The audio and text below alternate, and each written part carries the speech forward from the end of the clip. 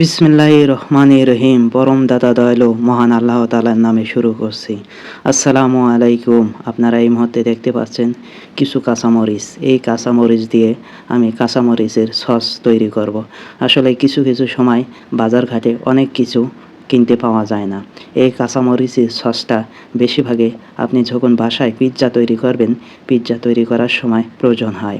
Pizza তৈরি করার সময় এই কাঁচামরিচের সসটা আপনি ব্যবহার করবেন, দেখবেন কাঁচামরিচের যে সস দেওয়ার পরে পিৎজার স্বাদ অনেক বেড়ে যায়। আপনারা এই মুহূর্তে ভিডিওতে দেখতে পাচ্ছেন যে আমি কাঁচামরিচ ভালোভাবে ধুয়ে সেদ্ধ করে ব্লেন্ডারে পিষিয়ে তারপর এতে সরষের তেল দিয়ে এবং পেঁয়াজ, মরিচ, আদা এবং গরম মশলা দিয়ে ভালোভাবে কষিয়ে সেই ব্লেন্ডারে যে কাঁচামরিচেরটা পিষিয়ে নিয়েছিলাম সেইটা কড়াইয়ের ভেতরে দিয়ে দিয়েছি। এবং বিশেষ করে একটা জিনিস আপনারা অবশ্যই দেবেন, সেটা হলো সিরকা। সিরকাটা দিলে এই সসটা অনেক দিন আপনি রেখে খেতে পারবেন। ভালো থাকবেন, সুন্দর থাকবেন, আপনার মঙ্গল কামনা করি।